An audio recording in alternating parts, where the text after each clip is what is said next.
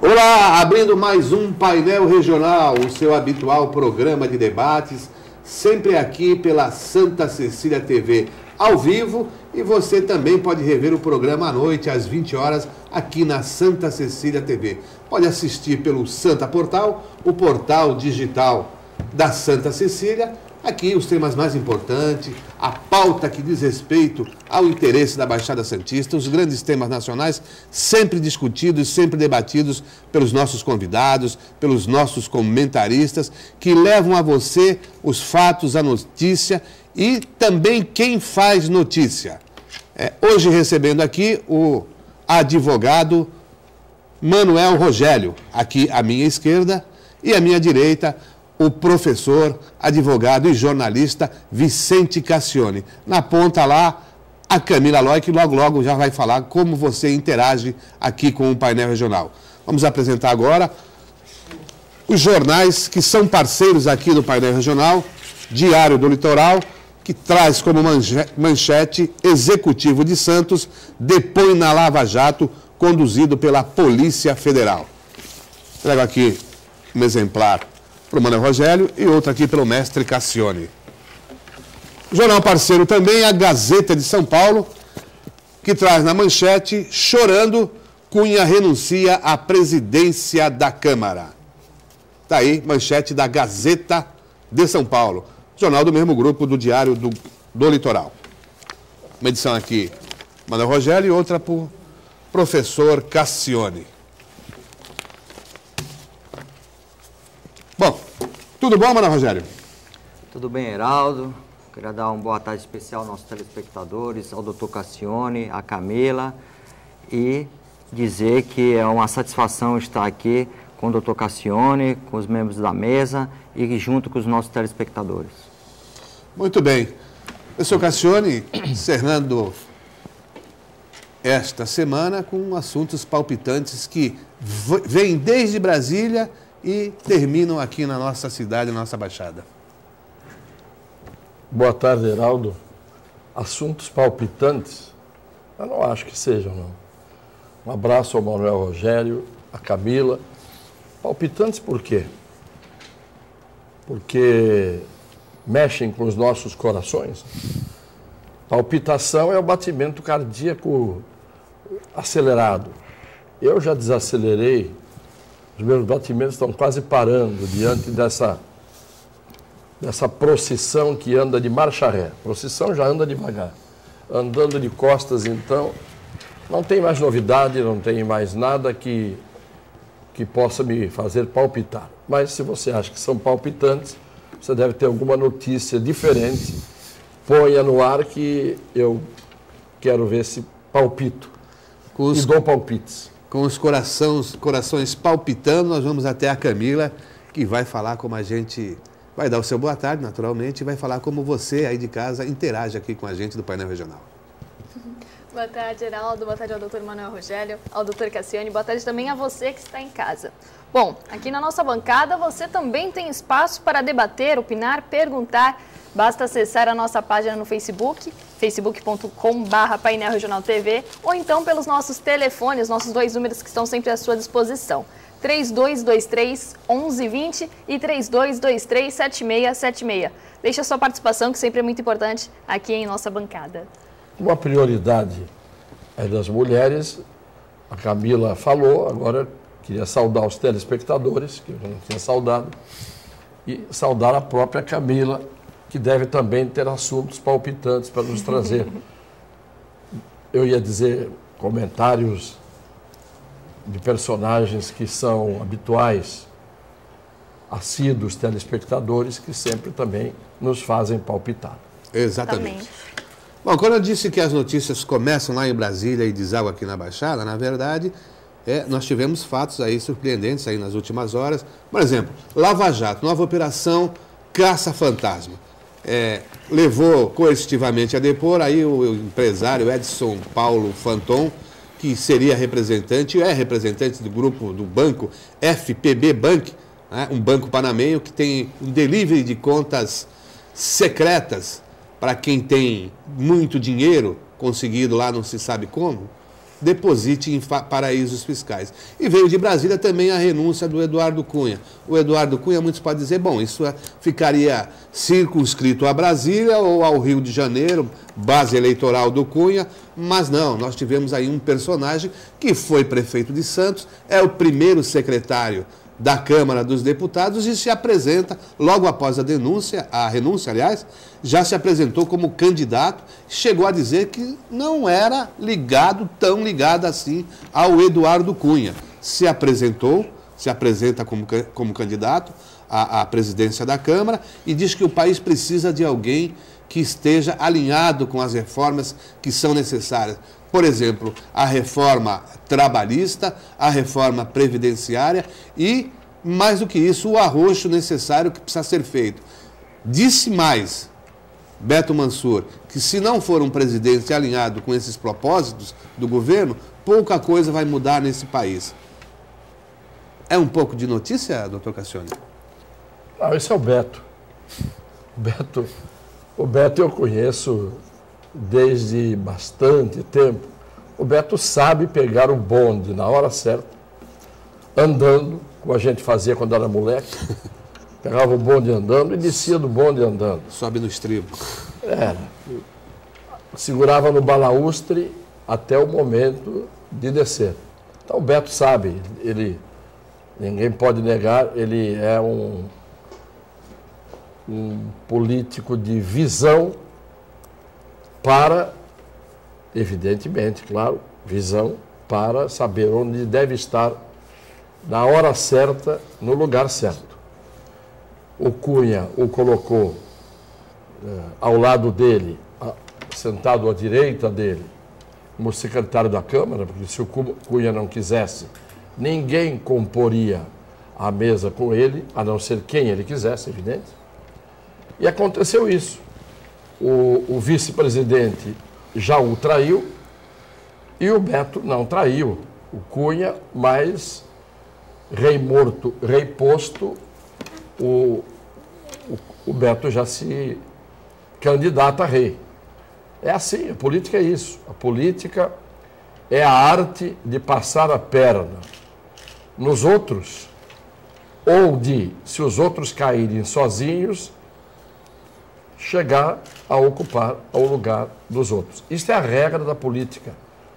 A política tem como uma das finalidades construir as instituições, mantê-las, gerir um país, um estado, um município, legislar, mas os agentes políticos, os personagens da política, têm como objetivo principal e único, às vezes, isso. Onde é que eu fico, onde é que eu arranjo um lugar para me dar bem? E isto é natural, quer dizer, o Beto está certo. Por que ele vai dar o lugar para os outros se ele tem chance de ocupar o lugar? E se não conseguir, continua sendo primeiro secretário da Câmara. É o tipo da coisa, o Beto não aposta em cavalo perdedor. Ele aposta num, mas tem sempre o favorito em que ele aposta também. É da política. O que é ruim na política não é isso, é trair. O que é ruim na política é quando o político passa a perna no outro. O político faz a malvadeza, como fez o vice-presidente da Câmara. Esqueci até o nome dele, esse de bigodinho aí. Maranhão. Esse também vai para o brejo já, logo, e vai depender do Temer. Se o Temer, até pela solidariedade entre os árabes, sírio-libaneses, né, se o Temer resolver acertar com o Beto e o Beto com o Temer, temos aí o Oriente Médio dirigindo a Câmara dos Deputados. Eu sei que na política vale está chamuscado. Então eu sou o seu aliado e digo, olha, agora não posso mais defendê-lo. É uma questão até de sobrevivência. Como disse ontem aqui o Santana, carrega o caixão até a sepultura, mas não vai ser sepultado junto. Porque a ética ela é transitória. A ética é aquele negócio do bonde. Eu estou no bonde com a ética. Agora, na hora em que eu preciso descer do bonde, as favas com a ética. Não é? Isso é normal. Por isso que eu digo que não tem nada palpitante. É normalíssimo. Como esse camarada do Banco do Panamá. Você disse que quem tem muito dinheiro, põe o dinheiro lá fora. Eu, se tivesse muito dinheiro, poria também. Muito de origem. Mesmo pagando imposto aqui, eu poria lá.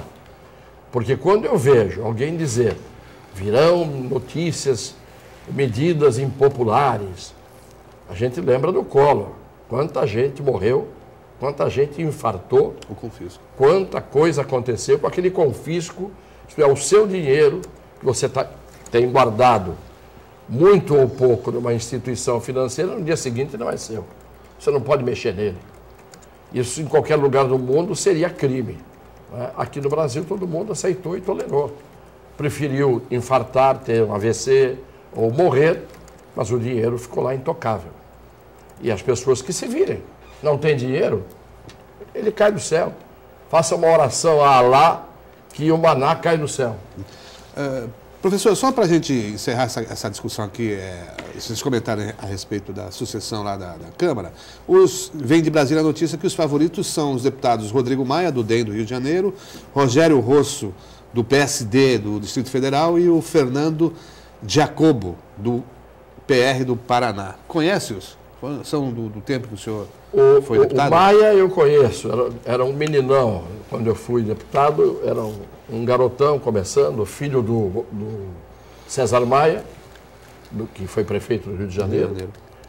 E ainda não tinha barba, ele era ainda um bebê Johnson. Depois foi aprendendo, um pouco também pela vocação genética, e hoje está aí. Eu me lembro, aquele governador de Goiás, Marconi Perillo, também estava começando, imberbe ainda, impúber, e pedia cola para a gente, ia nas comissões, e trêmulo, não sabia o que fazer. De repente, as pessoas criam asas e voam rapidamente e alto. É um procedimento que você tem que adotar se você tiver falta de escrúpulos, falta de ética, ou às vezes talento. Às vezes talento. Esse favorito para mim, pelo que eu ouvi dos comentaristas e especialistas, é nenhum dos três. Porque toda vez que os especialistas comentam, eu já rejeito as escolhas. Mas estão falando nesse rosso, né? Que em italiano quer dizer vermelho. Vamos ver se as cores continuam as mesmas. Agora, diante desse... Rogério, Santos Baixada sempre no cenário da política nacional. Sim, eu só queria complementar essa questão de Brasília, dessa disputa da Câmara dos Deputados. Diante desse contexto político que nós estamos vivendo atualmente, e fazendo uma análise superficial desses que são favoritos, ou aqueles que são candidatos a ser o presidente da Câmara dos Deputados, eu me atrevo aqui a me antecipar sobre o futuro e dizer que certamente um desses que for vai cair também. A história já tem mostrado que os presidentes da Câmara têm ficado sob o holofote da imprensa, que aí começa a investigar o que aconteceu, o que foi feito, pormenores da vida, e o que me parece, todos esses que são candidatos já tiveram um probleminha lá atrás, e com certeza a imprensa vai trazer à tona isso, e a força da massa vai fazer pressão para essa pessoa cair também. Foi o que aconteceu agora com Cunha. E vocês estão falando também de dinheiro no exterior.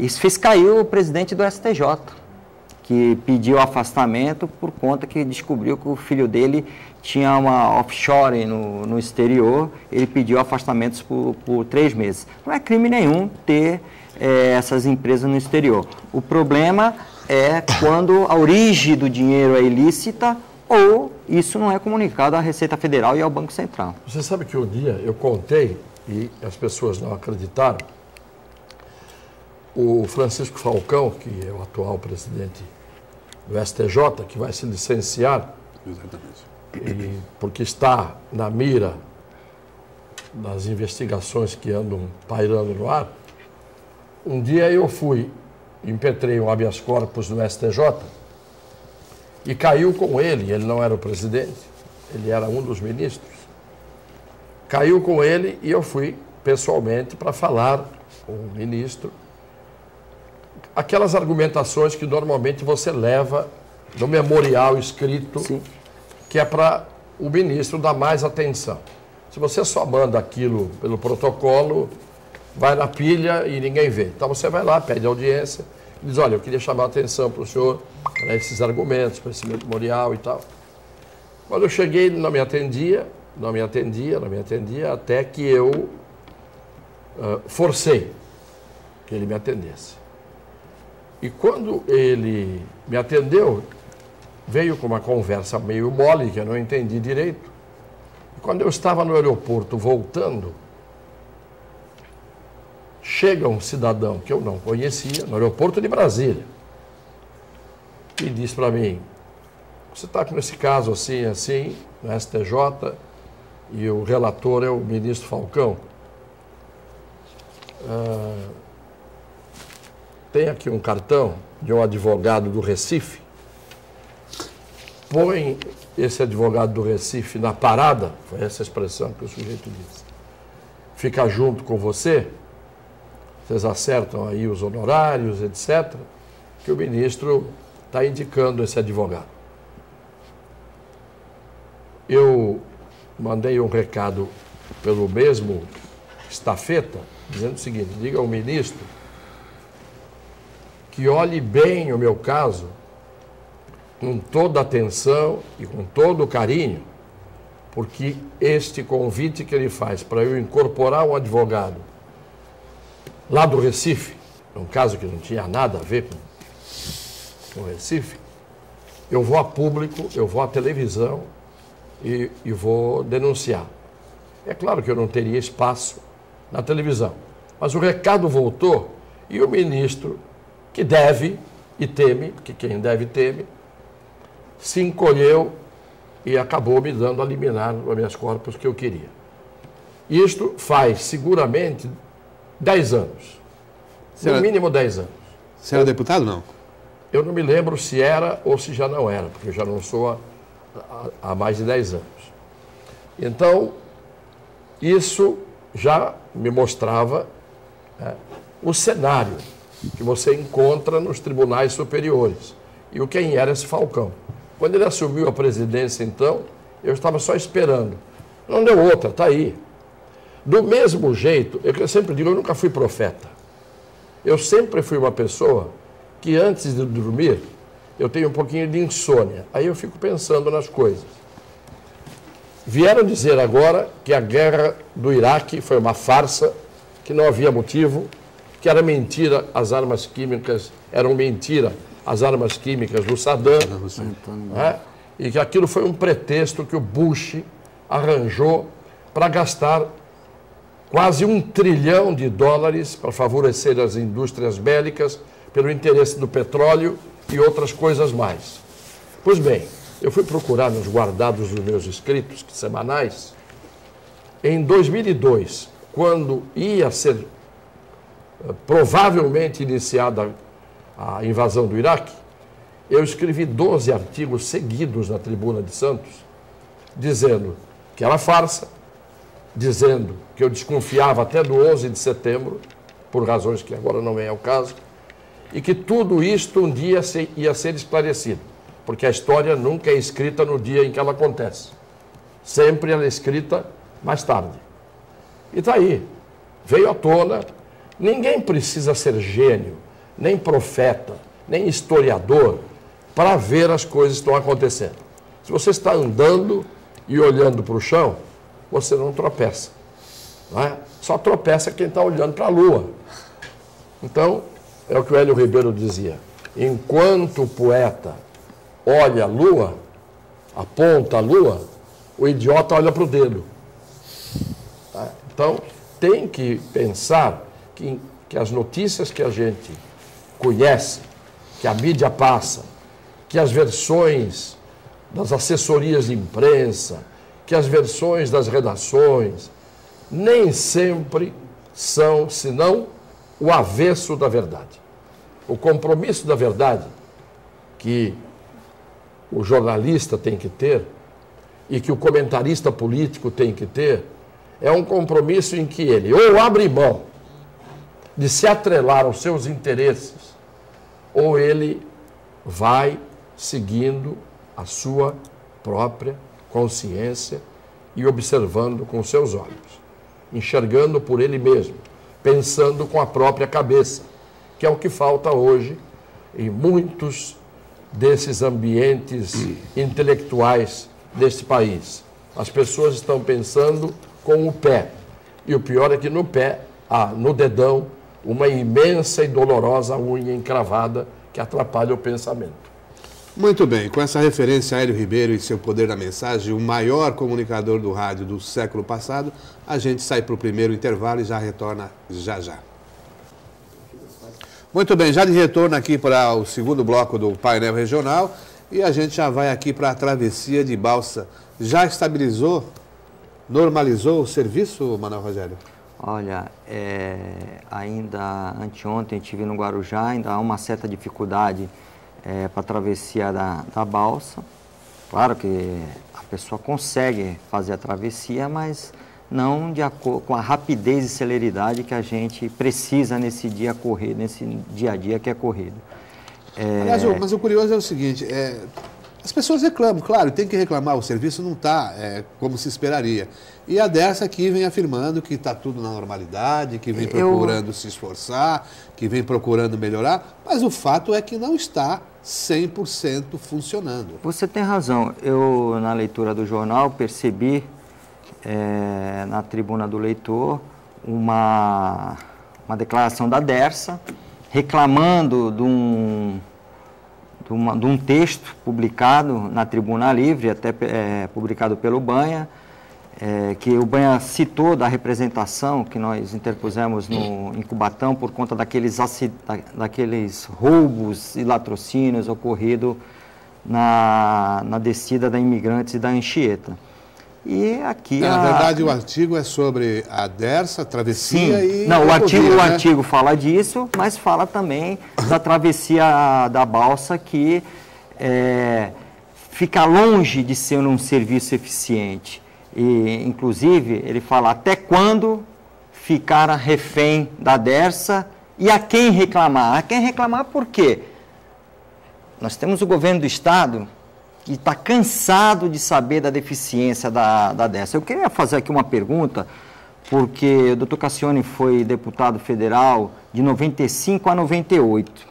Nós temos a emenda constitucional número 19, que instituiu o princípio da eficiência em 14 de 6 de 1998. Certamente foi muito debatido isso no Congresso Nacional, porque é uma emenda constitucional, ela muda a Carta Magna, então ela tem aqueles obstáculos naturais para você aprovar. É uma dificuldade muito grande para se aprovar uma emenda. E essa emenda instituiu o princípio da eficiência, onde ele passou o funcionário público ter a estabilidade não mais de 2 anos, mas a partir de 3 anos do exercício efetivamente cumprido.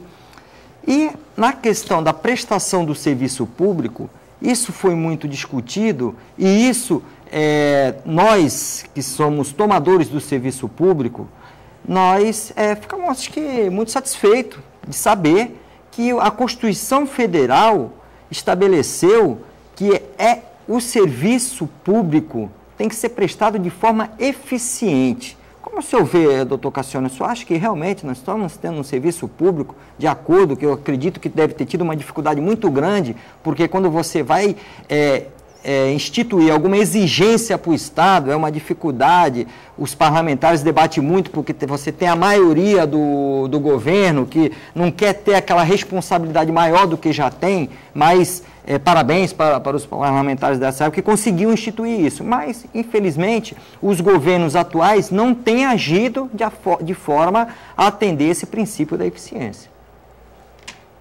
Olha, Rogério, a Constituição pode erigir todos os princípios em obrigação constitucional.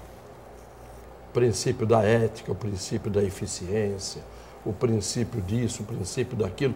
Esses princípios, na verdade, só funcionam para quem tem princípios. Para quem tem princípios. O que a gente, quando a gente diz que aquela pessoa tem princípios? É uma pessoa que tem origem, que tem formação, e que na sua formação entra a ética, a moral, a virtude, a responsabilidade, a solidariedade. Né? Por isso que a gente diz, são princípios. Não adianta você querer criar uma lei instituindo a obrigatoriedade do princípio da eficiência, porque os ineficientes não vão jamais ser eficientes por força de lei. Se eu tenho numa classe de alunos uma ameba ou um marisco, eu posso fazer a pregação que for. Os alunos vão entender, mas a ameba não vai, porque ela não muda a sua natureza. Ela é uma ameba, ela é uma lesma, ela é um caracol. Né? A mesma coisa, as leis são feitas para serem cumpridas pelos idiotas. Elas são impostas pelos espertos para serem cumpridas pelos idiotas. Esse é o princípio. O princípio torto, o princípio do avesso. Né? Quando a Dersa vem na tribuna do leitor da tribuna dizer Dersa esclarece, e para variar é a assessoria de imprensa que fala, porque você não sabe nem quem é que manda nessas empresas absolutamente imprestáveis. Quando você vê esclarece, não esclarece nada. O povo não precisa ler isto aqui para se convencer de que o sistema está funcionando. Isso não convence o povo. Pergunta para o usuário se esse esclarecimento aqui o convenceu de alguma coisa. Ontem eu vinha de São Paulo pela Imigrantes e parei naquele posto da rodoviária da Imigrantes quando você vai começar a descer a serra. E havia lá 2 policiais. Parei o carro no acostamento, desci e os interpelei dizendo o seguinte: continua a regra de que quem determina as ações da polícia rodoviária, a regra continua sendo que quem manda na polícia rodoviária é a Ecovias? Sim, senhor.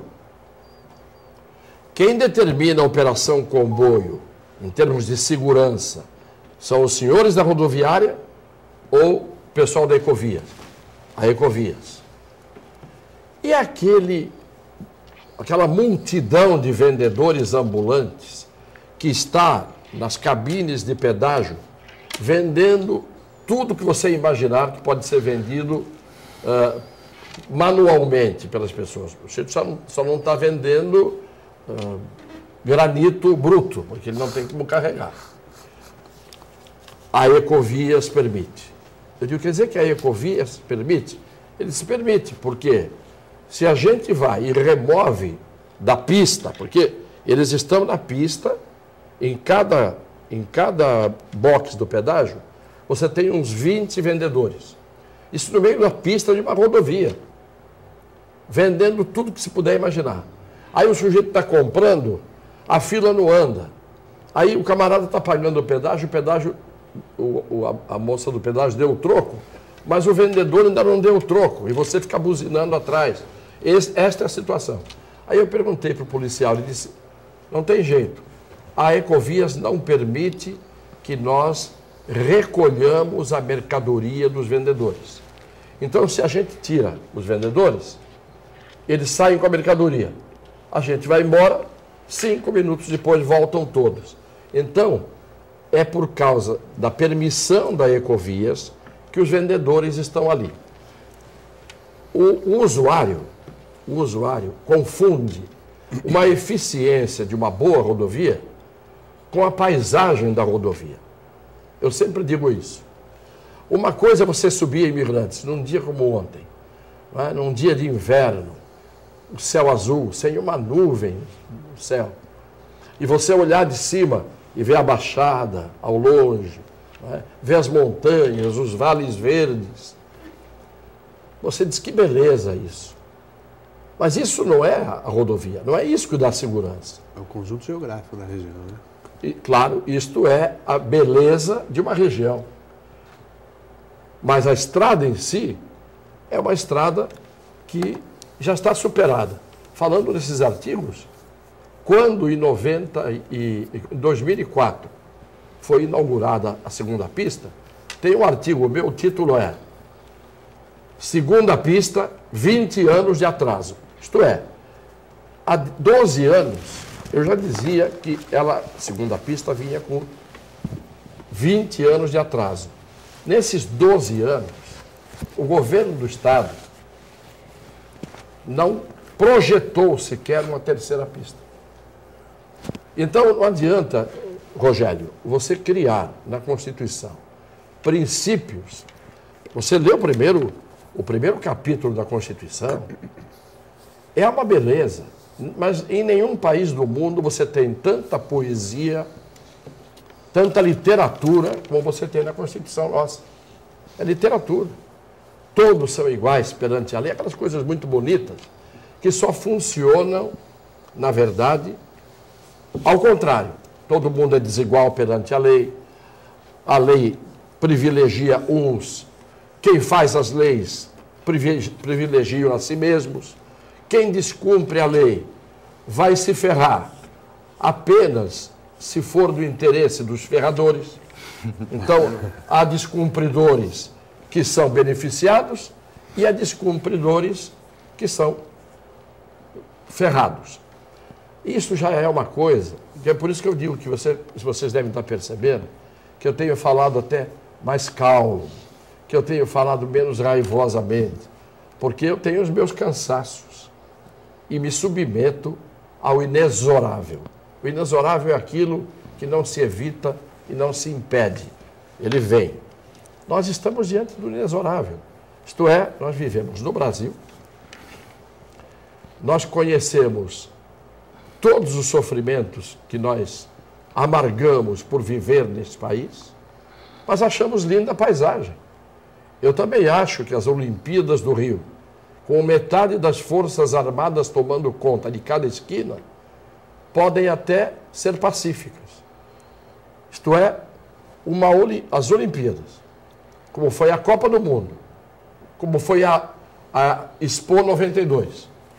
Depois que passa o período, todo mundo entra no salve-se quem puder.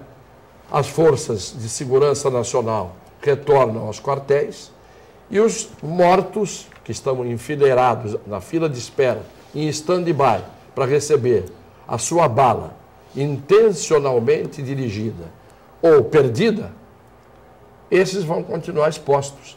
Isso é o Brasil.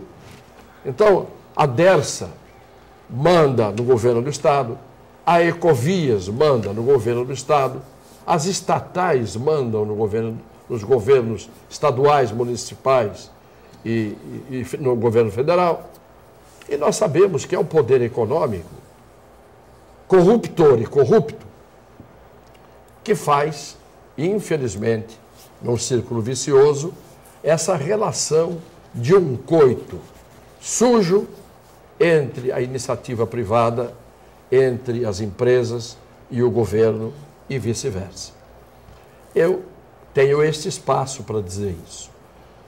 Os senhores têm o direito, muitos, de divergir, total direito, e eu respeito. Mas, sem ser profeta, as coisas que eu disse há 20 anos estão se confirmando agora. Porque eu sou mais sabido do que os outros? Não. Porque eu sou um idiota que me preocupo em pensar o que pode acontecer, no que pode acontecer ali adiante.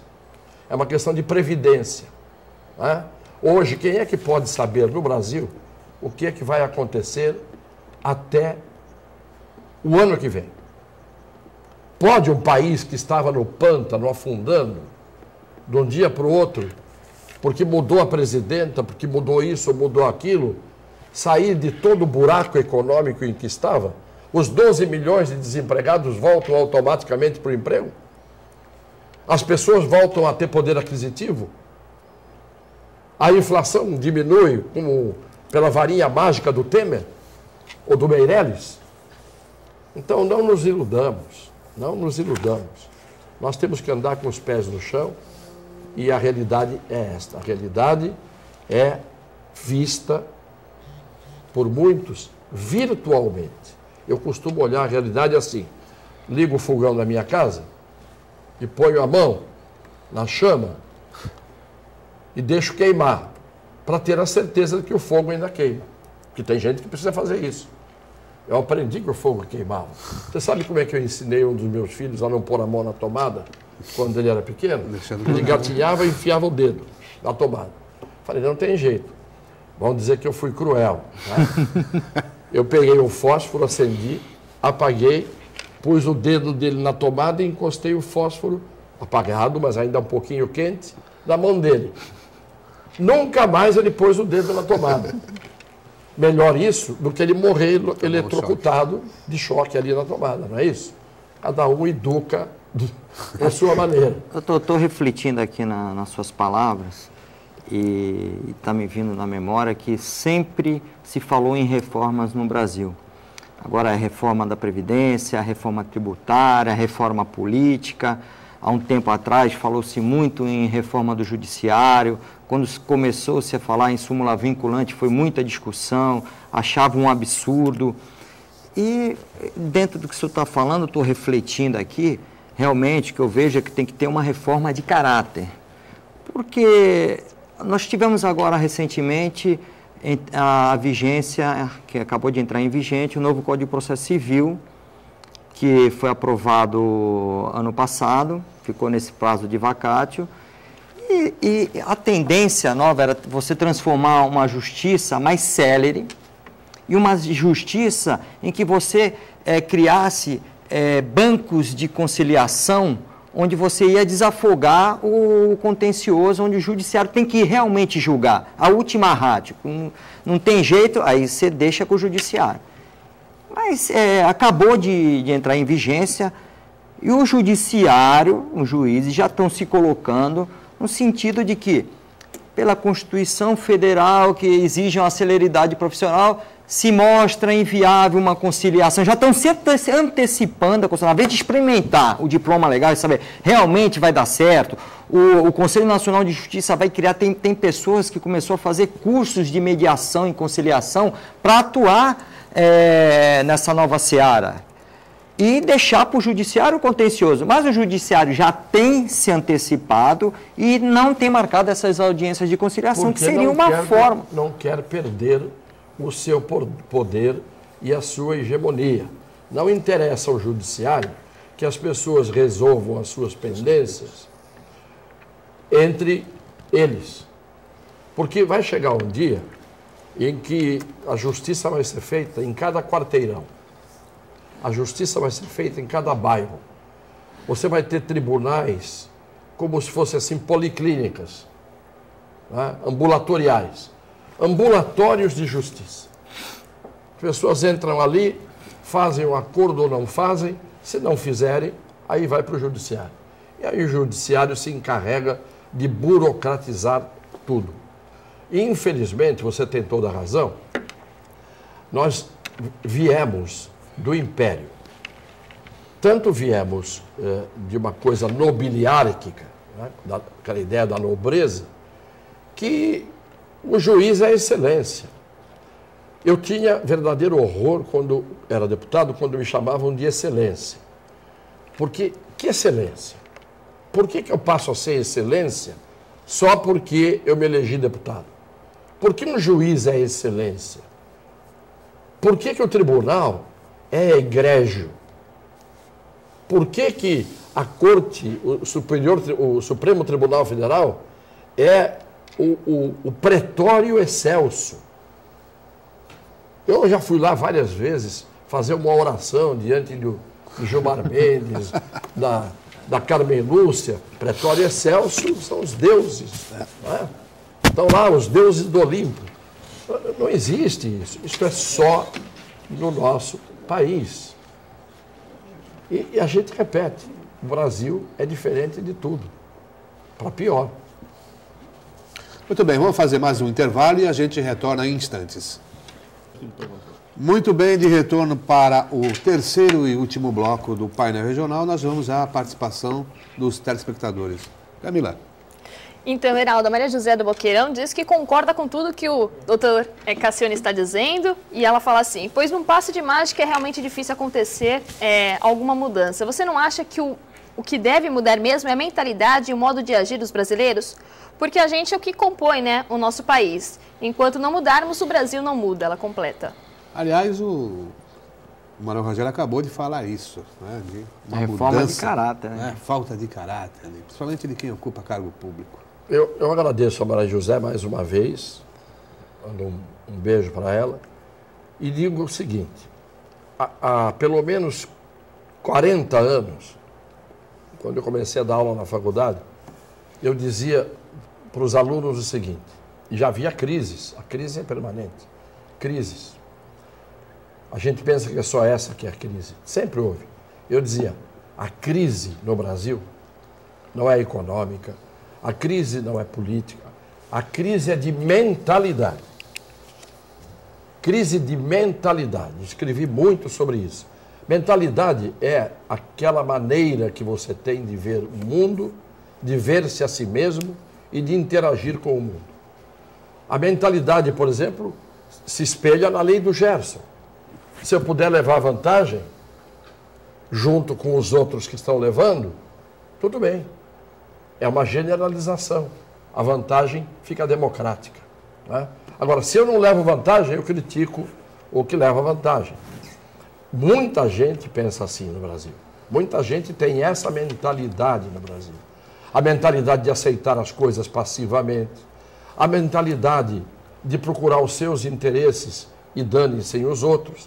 A mentalidade de estar agarrado na tábua, náufrago, né? E se vier alguém, não divide a tábua com ele, afunda o sujeito, que é para você ter mais certeza de que vai sobreviver.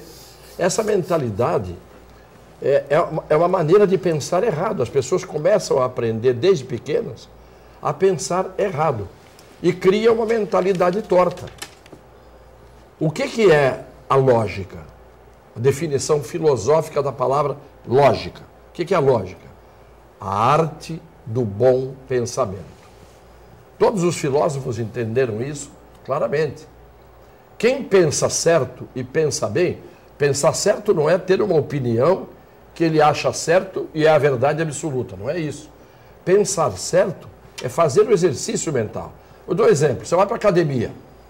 Depois de 3, 4 meses que você foi para a academia, você vê os resultados. Onde? Na sua agilidade, no seu fôlego, nos seus músculos. Tá certo? Do mesmo jeito que o exercício físico te traz esses resultados visíveis, o exercício do pensamento é algo que faz o cérebro funcionar melhor. Então você tem na leitura, no raciocínio. Agora, se o camarada passa a noite inteira vendo novela, ele está pensando o quê? Ele é passivo de um entretenimento, de um espetáculo. Você assiste um jogo de futebol, assiste uma novela, assiste um jornal em que as notícias são todas derramadas em cima de você. Você ouve falar dos gatos que morrem na China.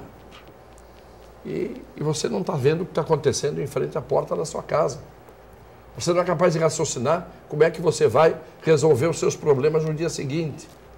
Então, pensar e sentir são algo que exige esforço e aprimoramento. Eu sinto e eu penso. Pois o nosso Descartes não disse, penso, logo existo. Ele descobriu que existia porque pensava. Eu sempre digo, você não existe porque você tem uma cédula de identidade, ou um RG, ou a certidão de nascimento. Você existe porque você sabe, sente que existe. Só que o outro, que não te conhece, não sabe o que você sente, não conhece o que você pensa e é teu juiz. Isto, infelizmente, os filósofos midiáticos, os Pondés, os Cortelas, os carnais da vida, falam todo dia na televisão a mesma coisa. Repetem fazem citações, mas precisam abrir os olhos das pessoas para o pensamento próprio e para a autossuficiência intelectual.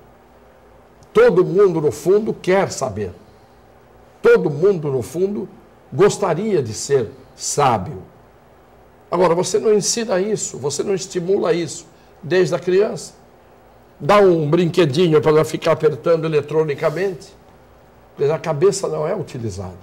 E quando a cabeça não é utilizada, evidentemente, as mentalidades são ruins. Daí porque a crise nossa, e a Maria José tem razão, o Rogério tem razão, todos nós sabemos.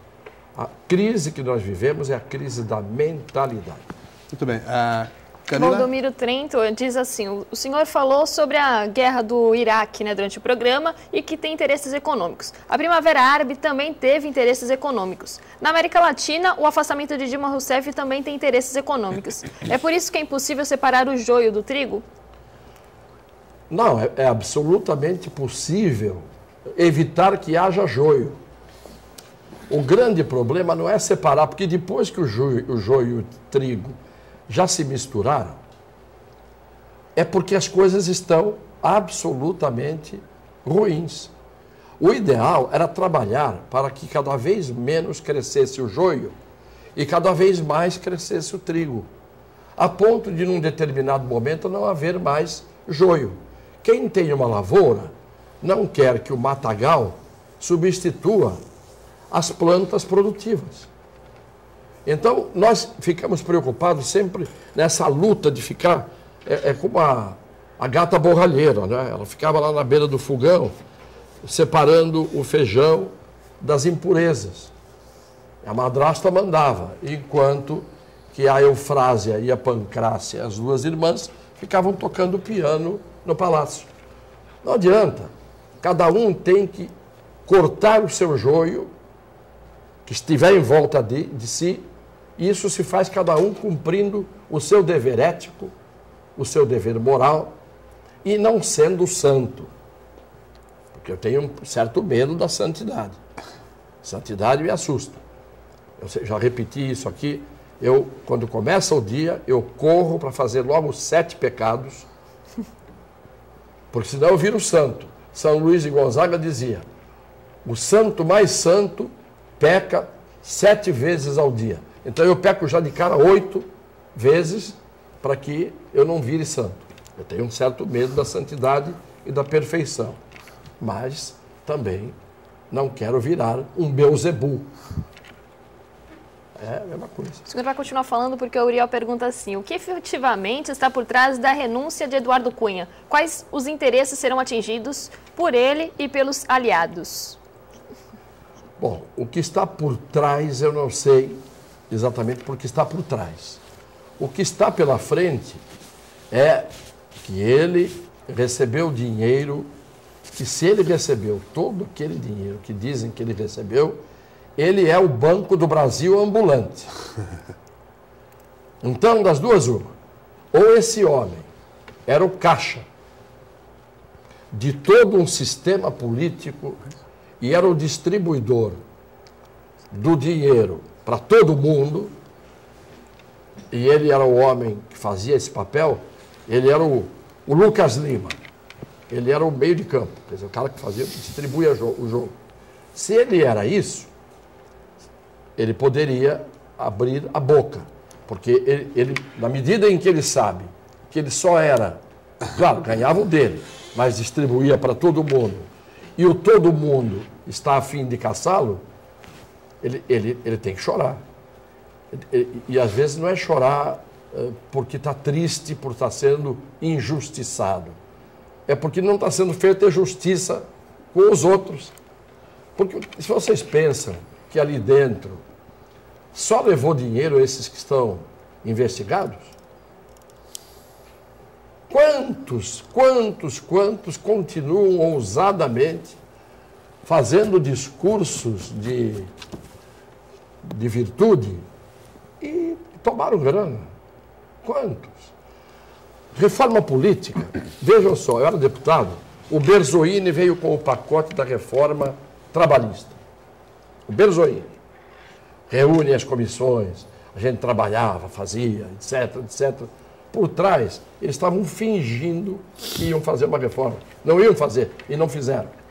Reforma tributária. O Pimentel, que hoje é senador, Pimentel do PT, veio como relator da reforma tributária. E todo mundo trabalhando que nem os idiotas, dia e noite, enquanto eles já sabiam muito bem que aquilo lá era um fingimento. A gente finge que vai fazer a reforma, enquanto a imprensa está vendo todo mundo reunindo a discutir a reforma, vai dizendo que a reforma está sendo feita. Até hoje foi feita alguma reforma?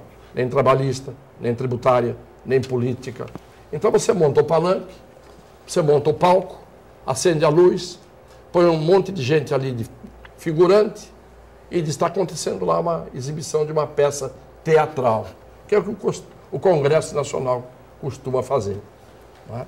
Por isso que eu não quero e não quis mais voltar para lá. Por quê? Porque tem muita gente boa que quer fazer coisas, mas é inútil. A barreira, o muro, é um muro intransponível. Não adianta. Quem manda é o interesse econômico, quem manda é a grana e quem manda são os interesses individuais daqueles que estão ali, não em nome do povo, mas em nome dele, como membro do povo. Para encerrar, Rogério, o Cunha vai abrir o livro caixa ou não? Eu acredito que não, porque se abrir o livro caixa, muita gente vai ir para a cadeia.